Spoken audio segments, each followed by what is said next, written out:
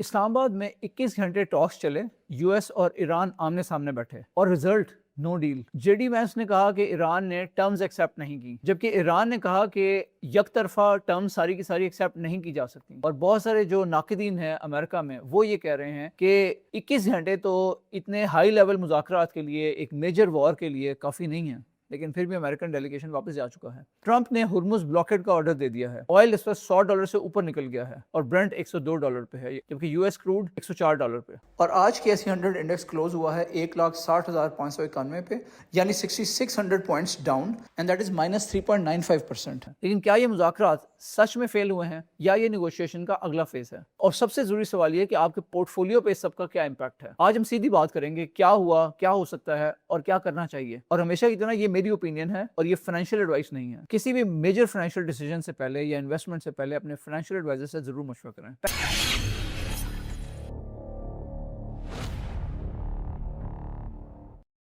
एक ज़रूरी अपडेट मैं आपसे शेयर करना चाहता हूं कि हमारे अब सब्सक्राइबर्स जो हैं चैनल पे वो 20,000 हो चुके हैं। तो एक बड़ा ज़बरदस्त माइलस्टोन था जो अल्हम्दुलिल्लाह हमने अचीव किया है। मैं आप सबका शुक्रिया अदा करता हूं कि आपने हमें सब्सक्राइब किया और हमारी वीडियोस को आप देखते हैं और हमें कमेंट्स में अपनी राय से भी ज़रूर आगाह करते हैं। तो प्लीज़ जारी रखें और शेयर करते रहें जो भी आपके गिरदोनुमा में लोग हैं जिनको अच्छी इन्वेस्टिंग टिप्स चाहिए, ताकि वो भी इवेंचुअली फाइनेंशियल फ्रीडम हासिल कर सकें अच्छी इन्वेस्टमेंट्स के थ्रू। तो उनको भी रिकमेंड करें कि वो चैनल को सब्सक्राइब करें। Thank you. पहले कॉन्टेक्स्ट समझें। 6 हफ्ते से यूएस और ईरान के दरमियान जंग चल रही है। एयर स्ट्राइक्स हो रही हैं, मिसाइल अटैक्स हो रहे हैं। स्ट्रेट ऑफ हुर्मुज, दुनिया के सबसे इंपॉर्टेंट जो ऑयल शिपिंग का रूट है, वो इफेक्टिवली बंद है। 8 अप्रैल को पाकिस्तान ने सीज फायर ब्रोकर किया। 2 हफ्ते के लिए टेम्पररी सीज फायर हुआ। TSX ने उस दिन 9.32% की रैली की, यानी एक ही दिन में 14,000 प्लस पॉइंट्स। हिस्ट्री का second biggest single day gain. और फिर 11 अप्रैल को इस्लामाबाद में डायरेक्ट टॉक्स हुए। जेडी वैंस आए, ट्रंप के स्पेशल एनवॉय स्टीव विटकॉफ और जैरेड कुशनर भी आए। ईरान की तरफ से फॉरेन मिनिस्टर अरागची और पार्लियामेंट स्पीकर गालिबाफ भी आए। 21 घंटे के लिए टॉक्स चलते रहे। इशू क्या थे? 3 मेजर पॉइंट्स थे। स्ट्रेट ऑफ हुर्मुज को रीओपन किया जाए, इसके साथ साथ जो ईरान का न्यूक्लियर प्रोग्राम है उसको मुकम्मल तौर पर बंद किया जाए, उसके अलावा सैंक्शंस। लेकिन जब जाने लगे तो वैंस ने अपनी जो पब्लिक स्टेटमेंट दी उसमें उन्होंने कहा कि ईरान ने न्यूक्लियर वेपन्स पे क्लियर कमिटमेंट नहीं दी, जबकि ईरान ने कहा कि यूएस की जो डिमांड्स है वो अनरीजनेबल है। तो रिजल्ट ये हुआ है कि कोई डील नहीं हुई। वैंस इस्लामाबाद से जा चुके हैं और इसके साथ साथ जो ईरान के डेलीगेट्स हैं वो भी जा चुके हैं। और फिर ट्रंप ने सोशल मीडिया पर शेयर किया है कि यूएस नेवी हुर्मुज की ब्लॉकेट करेगी। सारी शिप्स जो एंटर या एग्जिट कर रही हैं, ये सीजफायर टेक्निकली अभी भी है, लेकिन ये इतना फ्रेजाइल है कि किसी भी लम्हे कोई भी एस्केलेशन हो सकती है। और अब नंबर्स को देखते हैं। ऑयल ब्रेंट क्रूड 7.8% ऊपर जा चुका है, यानी $103 के करीब, जबकि यूएस क्रूड $104 पे है। यूरोपियन गैस फ्यूचर्स 18% ऊपर आ चुके हैं। ये 1970s के बाद सबसे बड़ा एनर्जी सप्लाई का डिस्ट्रप्शन है। ग्लोबल मार्केट्स S&P 500 -1% हो चुकी है, जबकि डाउ 500 प्लस पॉइंट्स नीचे आ चुकी है। नैस्डैक -1.3% हो चुका है। और आज के S&P इंडेक्स क्लोज हुआ है 1,60,591 पे, यानी 6600 points down, and that is -3.95%। याद रखें, ये वही मार्केट है जो सिर्फ 5 दिन पहले 9.32% की रैली कर चुकी है सीज फायर के मौके पे। तो जो गेन हुआ था उसका एक हिस्सा वापस आ रहा है। और गोल्ड $4,700 पर आउंस पर है, रिकॉर्ड लेवल्स के करीब है। सेफ हेवन है, इसलिए इसकी डिमांड बढ़ी है। एक्सपर्ट्स कह रहे हैं कि गोल्ड शायद 5,000 या $5,500 के ऊपर जाना भी पॉसिबल है अगर ये टेंशन्स कंटिन्यू रहती हैं। पाकिस्तान स्पेसिफिक बात करें तो जो पेट्रोल है वो ₹258 से ऊपर की तरफ गया है, फिर उसके ऊपर 380 पे गया है, उसके बाद उसको कम करके ₹366 पे लाया गया है। अगर ऑयल $100 प्लस पे रहा तो ये और भी बढ़ सकता है। अब यहाँ मैं एक इंपॉर्टेंट नुआंस शेयर करना चाहता हूँ। हेडलाइंस कह रही हैं कि ये टॉक्स फेल हो गई हैं, लेकिन डिप्लोमेसी में ये पहला राउंड है और इसका जो तातुल में आना या स्टेलमेट में आना ये नॉर्मल है। 21 घंटे जो बैठने में कामयाब हुए हैं, ये एक सिग्नल है दोनों साइड्स एंगेजमेंट चाहती हैं। ईरान के फॉरेन मिनिस्ट्री स्पोक्समैन ने ये कहा कि जो न्यूक्लियर इशू है, हुर्मुज है, वॉर रिपेरेशंस हैं और सैंक्शंस हैं, सब पे बात हुई है। इन टॉपिक्स की डेप्थ दिखा रही है कि पाकिस्तान का role as a mediator intact है। पीएम शहबाज ने दोनों तरफ की तारीफ की है। दोनों ने पाकिस्तान के रोल को पब्लिकली एक्नॉलेज किया। सीजफायर टेक्निकली अभी भी एक्टिव है, 2 हफ्ते का विंडो खत्म नहीं हुआ। तो मेरी असेसमेंट ये है कि टॉक्स फेल नहीं हुई, स्टेलमेंट हुई है। स्टेलमेंट होती है चीज में जमूत तारी हो जाए, और स्टेलमेट में मार्केट्स ओवर रिएक्ट करती हैं। लेकिन हुर्मुज ब्लॉकेड अनाउंसमेंट रियल है और ये एक एस्केलेशन है, और अगर ये इंप्लीमेंट होता है तो ऑयल और बढ़ सकता है। तो दोनों सिनेरियोज के लिए तैयार रहना पड़ेगा। सिनेरियोज के ऊपर नजर डालते हैं। सिनेरियो ए ये कि डिप्लोमेसी रिज्यूम होती है, सीज फायर होल्ड करता है, बैक चैनल टॉक्स कंटिन्यू करते हैं, हुर्मुज को पार्शियली रीओपन कर दिया जाता है, तो ऑयल वापस $80 to $90 की रेंज में आ सकता है। पाकिस्तान में फ्यूल प्राइसेस स्टेबलाइज होती हैं। PSX रिकवरी कर सकता है, 167K से 170K तक रियलिस्टिकली जा सकता है।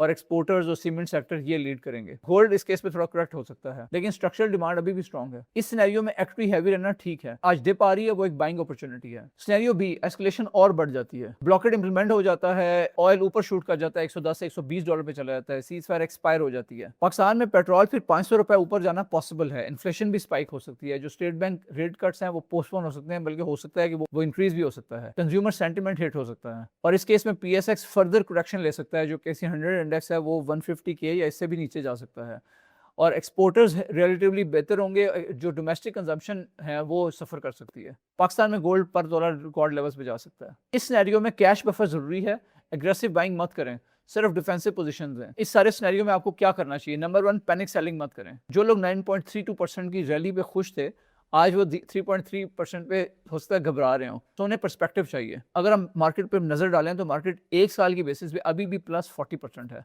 और ईयर टू डेट में -7% है, लेकिन ये बुनियादी तौर पे ईरान यूएस वॉर की वजह से है, लेकिन फंडामेंटल्स इंटैक्ट हैं। कैश बफर जरूर रखें। अगर एस्केलेशन होती है तो आपके पास डिप्लॉय करने के लिए कैपिटल होना चाहिए। अगर डी एस्केलेशन होती है तो करंट प्राइस पे आपको एंट्री मिल रही है। गोल्ड अगर आपने लिया हुआ है तो उसकी एलोकेशन मेंटेन रखें। गोल्ड को आप मिजान गोल्ड फंड के थ्रू ले सकते हैं या फिर फिजिकल गोल्ड बार्स ले सकते हैं। जियोपॉलिटिकल अनसर्टेनिटी में गोल्ड सबसे रिलायबल हेज है। अगर आपने अभी तक गोल्ड नहीं खरीदा तो देर नहीं हुई, गोल्ड का जो स्ट्रक्चरल बुल साइकिल है अभी मिडिल इनिंग्स में है। नंबर 4 ये कि पीएसएक्स में सिलेक्टिव बाइंग करें। अगर आप लॉन्ग टर्म इन्वेस्टर हैं तो मिजान बैंक में, लकी में, माड़ी में, ये सारे फंडामेंटली स्ट्रॉन्ग हैं, और इस किस्म के जो स्ट्रॉन्ग स्टॉक्स हैं उनके अंदर आप सिलेक्टिवली और डिफरेंट लेवल्स पे बाइंग करें। सो डिप में बाइंग करें, लमसम नहीं लेना बल्कि सिप अप्रोच लेनी और मंथली डिप्लॉय करें। अगर फर्दर करेक्शन आती है तो एवरेज नीचे आता है। एनर्जी स्टॉक्स ओजीडीसी, पीपीएल, माड़ी, ऑयल ऊपर होने से डायरेक्टली बेनिफिट करते हैं। नंबर 5, यूएस स्टॉक्स में अगर आप करना चाहते हैं, अगर आप आईबीकेआर के थ्रू कर सकते हैं तो फिर in that case wait and watch. S&P 500 थोड़ा सा नीचे आया हुआ है, तो अगर आपके पास आईबीकेआर अकाउंट है तो फिर स्टेज पे आप थोड़ा सा बाइंग कर सकते हैं, बट एग्रेसिव बाइंग को अवॉइड करें। एनवीडिया जैसे क्वालिटी नेम्स को, Amazon, माइक्रोसॉफ्ट, इन सारी जो अच्छे स्टॉक्स हैं इनको होल्ड करें, लेकिन नई पोजीशन लेने से पहले जरा क्लैरिटी का वेट करें। नंबर 6, जो रियल एस्टेट है उसकी लॉन्ग गेम है। अभी रियल एस्टेट जियोपॉलिटिकल नॉइज से डायरेक्टली इम्पैक्ट नहीं होती शॉर्ट टर्म में, लेकिन अगर ऑयल प्राइसेस सस्टेन करती हैं तो फिर कंस्ट्रक्शन कॉस्ट बढ़ भी सकती है। तो इंपॉर्टेंट चीज़ ये है कि अभी गवर्नमेंट की तरफ से भी 10 मिलियन तक का कर्ज अनाउंस किया गया है। वो एक ऐसी स्कीम है जिसकी वजह से कुछ स्टिमुलेंट मिल सकता है रियल एस्टेट को। अब मैं इसको समराइज करता हूँ। इस्लामाबाद की जो टॉक्स हैं वो स्टेलमेट पर आ गई हैं, फेल नहीं हुई, लेकिन जो हुर्मुज़ ब्लॉकेड है वो एक रियल एस्केलेशन है। ऑयल $100 से ऊपर जा चुका है, पीएसएक्स -3.3% आ चुका है, गोल्ड रिकॉर्ड लेवल्स पे है, पाकिस्तान में इन्फ्लेशन प्रेशर बढ़ रहा है।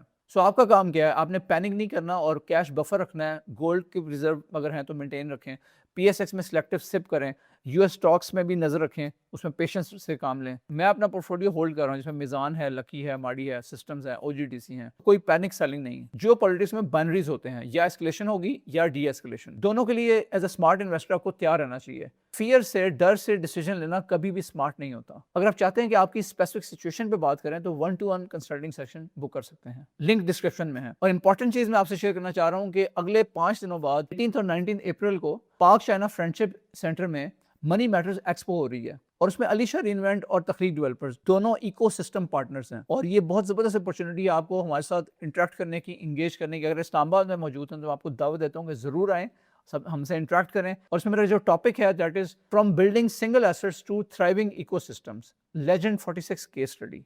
सो इसमें हम डिटेल में बताऊंगा विद नंबर्स कि जो लेजेंड 46 का यूनिक सा मॉडल है जिसमें हमने इकोसिस्टम बिल्ड किया है, और रियल एस्टेट इन्वेस्टर्स के लिए बहुत अच्छी अपॉर्चुनिटी है।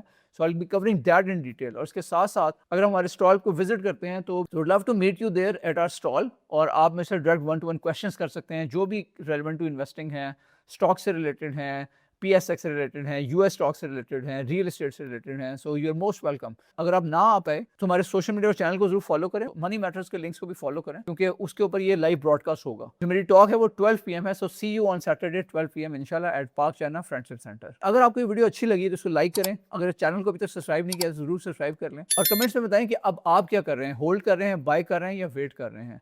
और इसके साथ साथ मैं आपके कमेंट्स पढ़ रहा हूँ। 1-2 कमेंट्स मुझे ऐसे भी आते हैं कि आप रिस्पॉन्ड नहीं करते, मैं रिस्पॉन्ड करता हूँ, लेकिन उसको थोड़ा टाइम लगता है बिकॉज मुझे अपना बिजनेस भी रन करना है। कमेंट्स का सिलसिला जारी रखें, जैसे जैसे मुझे वक्त मिलेगा मैं जरूर उनको रिस्पॉन्ड करूंगा। सब्सक्राइब करें, बेल आइकन पर क्लिक करें, जब भी मार्केट मूव करेगी तो मैं आपके साथ डिटेल्स शेयर करूंगा। मिलते हैं नेक्स्ट वीडियो में।